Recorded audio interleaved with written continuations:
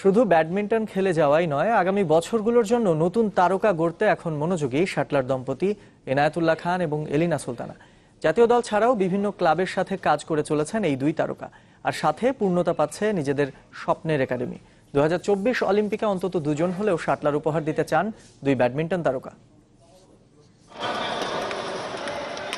পল্টনের indoor জিমনেশিয়ামের এই কোর্টে একসময় নিজের শ্রেষ্ঠত্বকে যেন নিয়ম বানিয়ে ফেলেছিলেন এনায়েতুল্লাহ খান।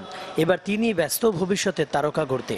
সাবেক জাতীয় চ্যাম্পিয়ন, এখন জাতীয় দলের কোচেস ডেভেলপমেন্ট কোর্সে অংশ নিতে কদিন আগে গিয়েছেন জাপানের নিপ্পন স্পোর্টস সায়েন্স ইউনিভার্সিটিতে। সাথে এশিয়ায় ব্যাডমিন্টন কোচিং ইনস্ট্রাক্টর হিসেবেও কাজ করছেন। এত ব্যস্ততায় ব্যাডমিন্টন আর খেলা হয় না, তবে ভবিষ্যতে তারকা গড়তে বসে নেই তিনি। সাফল্যও পাচ্ছেন নিয়মিত। কোচ হিসেবে সবচেয়ে বড় সাফল্য এবারই আপনার জুনিয়র ইন্টারন্যাশনাল টুর্নামেন্টে এই ফার্স্ট টাইম বাংলাদেশ 20 পদকের ভিতরে 17টা পদক বাংলাদেশ পেয়েছে। এটা রিয়েলি হিস্টোরি অফ বাংলাদেশ। স্বামী এনায়েতের মতো এখনই ব্যাডমিন্টন ছাড়ছেন না স্ত্রী এলিনা সুলতানা। গত বছরের সামার ওপেন ব্যাডমিন্টনে পঞ্চমবারের মতো চ্যাম্পিয়ন হয়েছেন। পাশাপাশি চলছে কোচ হওয়ার প্রস্তুতি।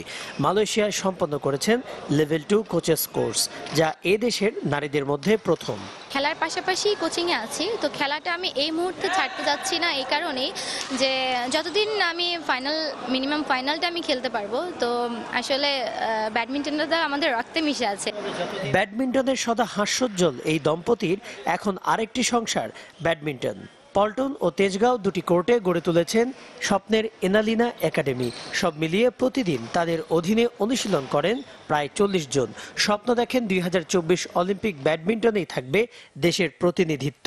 উইদিন 5 ইয়ার্স আমরা একটা নতুন দিগন্ত যেন স্থাপন করতে পারি। স্পেশালি আমার টার্গেট 2024 সালে অলিম্পিকে যেন বাংলাদেশের কোনো শাটলার মিনিমাম 2টা শাটলার যেন অ্যাটেন্ড করতে পারে। আমি অ্যাজ এ প্লেয়ার হিসেবে যতটুকু শিখেছি এবং অ্যাজ এ কোচ হিসেবে যতটুকু শিখেছি, তো আমি চাচ্ছি যে আমাদের ভবিষ্যতে যারা আসবেন তাদেরকে আমি আমার ভেতরে যে স্কিলগুলো আছে তাদেরকে দিতে।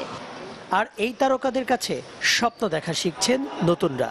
যারা ট্যালেন্ট খেলোয়াড় তাদের কাছ থেকে ভাইয়া এবং আপু মিলে টাকা পয়সা নেয় না, এবং বিভিন্ন খেলোয়াড় যে সামগ্রী বিনামূল্যে দেয়। এক কথায় তারা আমাদের পিছনে অক্লান্ত পরিশ্রম দিচ্ছে, মানে আমাদের যে বেসিকটা শিখেছে আগে তারা বেসিকটাই শিখেছে।